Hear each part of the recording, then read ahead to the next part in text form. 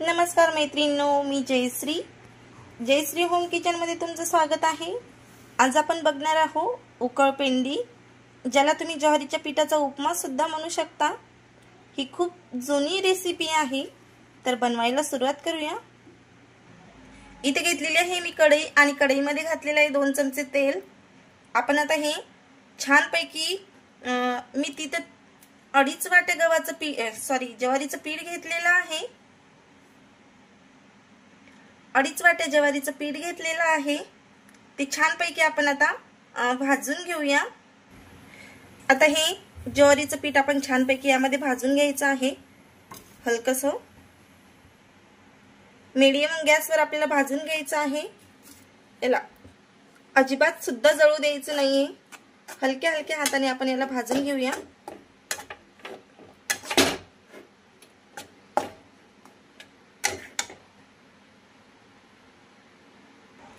तर छानपैकी असं खमंग पीठ मी भाजून घेतलेलं आहे।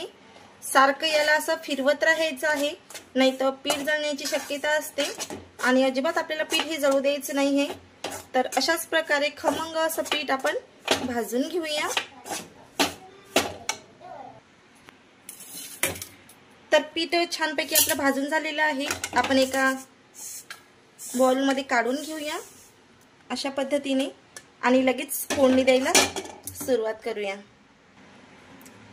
उकळपेंडी म्हटलं की तेल थोडं जास्तच लागते, तर खायला सुद्धा अप्रतिम लागते ही उकळपेंडी आणि पचायला पण खूप हलकी आहे आणि लवकरात लवकर होते।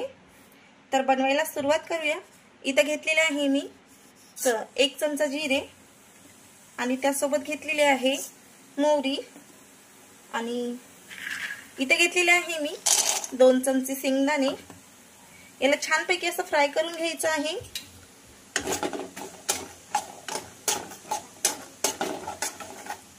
हे फ्राय होईपर्यंत आपण घेऊया कढीपत्ता। तर इथे मी घेतलेला आहे कढीपत्ता, तुम्ही तुमच्या आवडीनुसार टाकू शकता किंवा स्किप ही करू शकता। टाकते मी कढीपत्ता। कढीपत्ता घातल्यानंतर यामध्ये घालायचं आहे आपल्याला, इथे घेतलेला आहे मी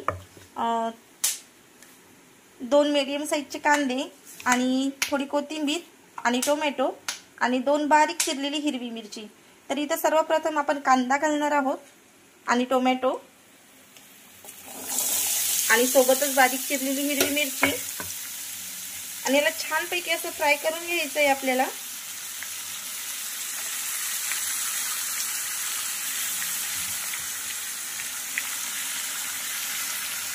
तर मी गॅसची फ्लेम थोडी वाढवते आणि छानपैकी ते फ्राय करून घेते।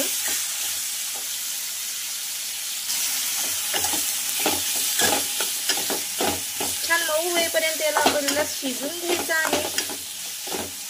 यामध्ये आपण मीठ घालूया। तर इथे मी चवीनुसार अर्धा चमच मीठ घातलेला आहे, तुम्ही तुमच्या आवडीनुसार घालू शकता आणि सोबतच घालणार आहे मी हळदी पावडर, ते सुद्धा मी अर्धा चमच वापरलेली आहे।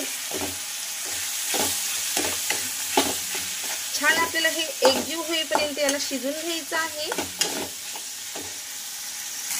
तर इथे छानपैकी असं एकजीव झालेला आहे आणि मऊ सुद्धा झालेला आहे।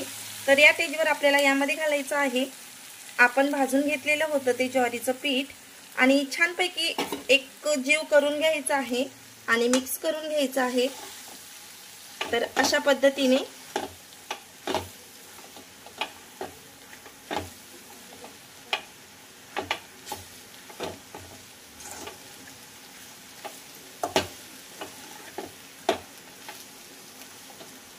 तर करायला अतिशय उकळपेंडी आहे, तर तुम्ही नक्की ट्राय करा आणि खायला पण अप्रतिम लागते आणि यानं पोट सुद्धा लवकर भरते, लवकरात लवकर होते।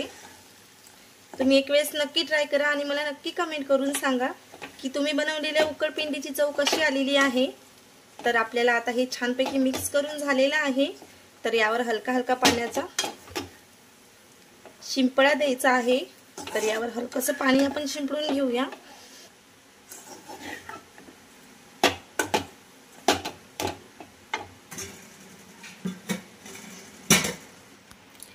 जेव्हा तुम्ही हे पीठ टाकता तेव्हा गॅसची फ्लेम थोडी मीडियम ठेवूनच आपल्याला हे भाजायचं असतं।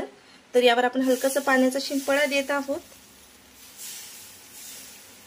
असं हलकसं पाण्याचा शिंपडा देऊन याला असं मिक्स करून घ्यायचं आहे।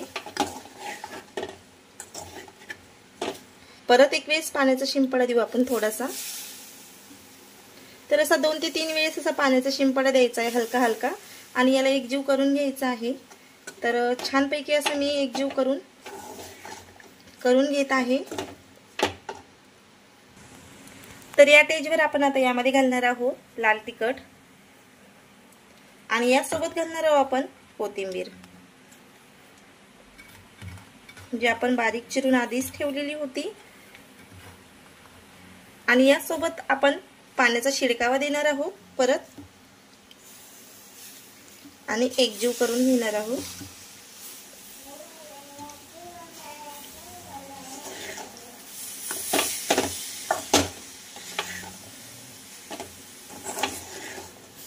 तर पाण्याचा शिडकावा तोपर्यंत द्यायचा आहे जोपर्यंत ते मऊ वाटत नाही आपल्याला,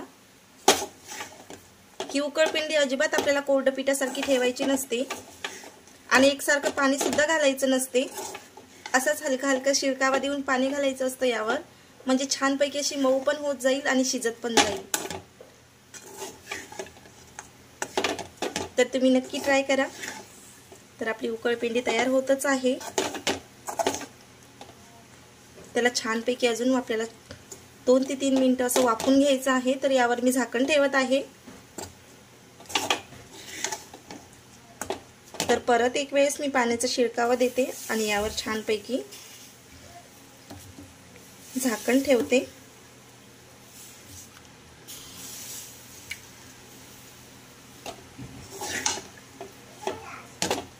याला मिक्स करून झाकण ठेवून घेऊया। तर यावर मी झाकण ठेवलेलं आहे। आता आपल्याला 2 ते 3 मिनिटं असंच वाफून घ्यायचं आहे। तर तयार आहे आपल्या ज्वारीच्या पिठाची उकळपेंडी। तर बघू शकता तुम्ही किती छान झालेली आहे। तर अशाच प्रकारे तुम्ही पण बनवून पहा। तर मी तुम्हाला सांगते, मी 2.5 वाट्या ज्वारीचं पीठ घेतलेलं होतं, त्यासाठी 1 वाटी यावर शिपडण्यासाठी पाणी मला 1 वाटी लागलेलं आहे। पाणी शिपडूनच टाका यावर, एकदम टाकू नका। तर बघू शकता तुम्ही किती छान झालेलं आहे। तर तयार आहे आपली ही उकळपेंडी। तर कशी वाटली मग तुम्हाला रेसिपी, नक्की कमेंट करून सांगा आणि आवडल्यास लाईक करा, सबस्क्राइब करा आणि बेल आयकॉनला प्रेस करा आणि मला कमेंट करून सांगायला विसरू नका।